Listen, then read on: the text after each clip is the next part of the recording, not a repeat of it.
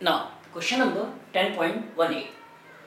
Para-dichlorobenzene has higher melting point and solubility than those of ortho and meta isomer. Discuss. सबसे पहले इसका structure बनाएं तो ये देखेंगे, पैरा की बात करें तो ए 1 पे, दूसरा 4. अगर ऑर्थो की बात करें तो 1-2 पोजीशन को हम बोलते हैं ऑर्थो, और मेटा की बात करें तो 1 and 3 position is called as Meta.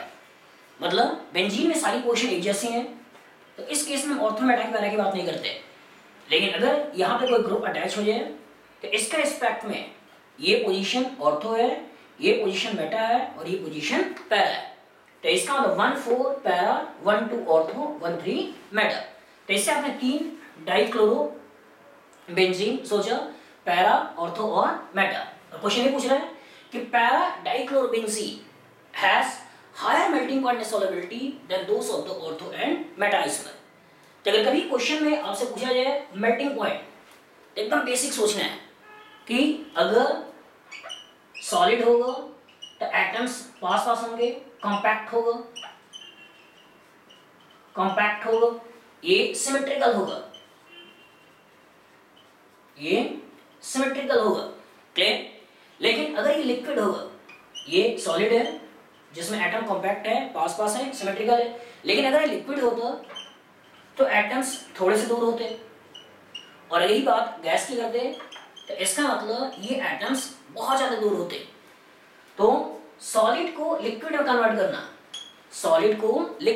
करना, इसको बोलते हैं, ये होता है मेल्टिंग पॉइंट. जैसा बर्फ है, बर्फ को आपने पिघला दिया और पिघलाकर आपने पानी बना दिया, तो जिस पर्टिकुलर टेम्परेचर पे सॉलिड मेल्ट हुआ, बर्फ मेल्ट हुआ और पानी में कन्वर्ट हुआ, that particular is called as melting point.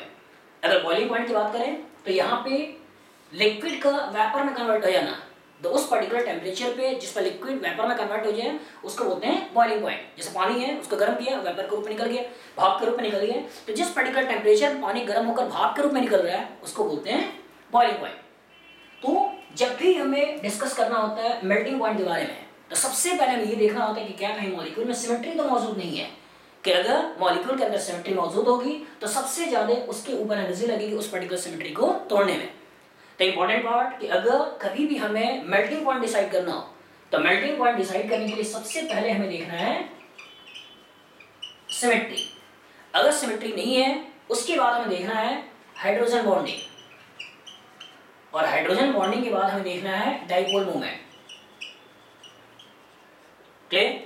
लेकिन अगर कभी ऐसा केस आ जाए जिस केस में बॉइलिंग पॉइंट की बात करता है और आपसे पूछा बॉइलिंग पॉइंट डिसाइड करिए, तो बॉइलिंग पॉइंट के लिए एटम्स पहले से दूर थे, थोड़े सा और ज्यादा दूर करने, तो उस केस में हमें सिमेट्री नहीं देखना होता है. तो बॉइलिंग पॉइंट के बेस को डिसाइड करने के लिए हमें डायरेक्ट देखना है हाइड्रोजन बॉन्डिंग, और अगर हाइड्रोजन बॉन्डिंग ना हो तो उस केस में देखना है डाइपोल मूवमेंट. और इसके बेसिस से क्लियर करते हैं. तो अगर इन तीनों को देखा जाए और आपसे पूछा जाए बॉइलिंग पॉइंट, मेल्टिंग पॉइंट, इस क्वेश्चन में जैसे इन्होंने पूछा हुआ है मेल्टिंग पॉइंट, तो सबसे पहले मेल्टिंग पॉइंट की बात करें कि अगर मेल्टिंग पॉइंट की बात करें तो ये पार्ट सिमेट्रिकल है, ये मॉलिक्यूल सिमेट्रिकल है, लेकिन ये सिमेट्रिकल नहीं है. तो इसका अगर पैरा अगर सिमेट्रिकल है तो इस पर्टिकुलर का मेल्टिंग पॉइंट सबसे ज्यादा होगा, लेकिन इन दोनों में सिमेट्री कम है, इसलिए इस पर्टिकुलर की मेल्टिंग पॉइंट हम कम बोलते हैं. तो एक्सपेरिमेंटली देखा गया है कि ये एक सॉलिड है, व्हाइट कलर का सॉलिड है, और इस पर्टिकुलर की अगर मेल्टिंग पॉइंट की बात करें तो ये मेल्टिंग पॉइंट आती है 53.5 डिग्री सेल्सियस. ये व्हाइट कलर का सॉलिड होता है. लेकिन अगर इसकी बात करें और इसकी बात करें तो ये दोनों ही लिक्विड होते हैं, इस पर्टिकुलर की अगर हम मेल्टिंग पॉइंट की बात करते हैं तो इसकी मेल्टिंग पॉइंट एक्सपेरिमेंटली देखा जाता है कि -17.3 डिग्री सेल्सियस होती है.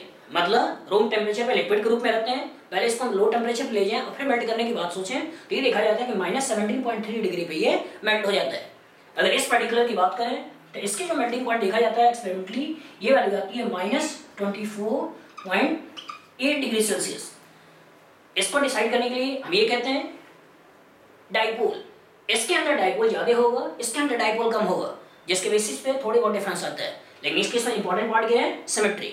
और सिमेट्री के कारण ये मॉलिक्यूल लैटिस स्ट्रक्चर्स वो आसानी से कॉम्पैक्ट हो जाते हैं, सिमेट्रिकल हो जाते हैं, इसलिए इस पर्टिकुलर वैल्यू ज़्यादा सोची जाती है।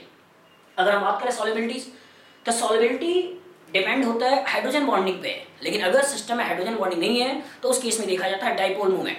लेकिन उसके साथ साथ अगर कहीं स्टेरिक फैक्टर इन्वॉल्व है तो स्टेरिक फैक्टर भी अपना रोल प्ले करता है। तो ये सॉलिड्स हैं, इसमें अगर हाइड्रोजन बॉन्डिंग के बारे में सोचा जाए तो कहीं भी हाइड्रोजन बॉन्डिंग नहीं है, लेकिन अगर डाइपोल सोचें तो इस पर्टिकुलर हाइड्रोजन का इस क्लोरीन के साथ, इधर भी हाइड्रोजन का इस क्लोरीन के साथ इंटरेक्शन ज़्यादा आसान हो सकता है क्योंकि मॉलिक्यूल सिमेट्रिकल है। लेकिन इस केस में स्टेरिक फैक्टर ज़्यादा होने के कारण ये वैल्यू थोड़ी सी कम आती है। इस पर्टिकुलर बात करें तो स्टेरिक फैक्टर है थोड़ा सा कम, इसमें भी वैल्यू देखी जाती है कम होता है। तो जनरली इस पर्टिकुलर की सॉल्युबिलिटी एक्सपेरिमेंटली रिपोर्टेड है कि ये होता है 10.5 ग्राम पर 100 ml। लेकिन इन दोनों की बात करें तो ये दोनों बोला जाता है कि ये बहुत ही कम सॉल्युबल होते हैं इन वाटर, मतलब इनकी सॉल्युबिलिटीज हम निकालते ही नहीं है। हम नॉर्मली जो बात करते हैं वो कहते हैं पैरा।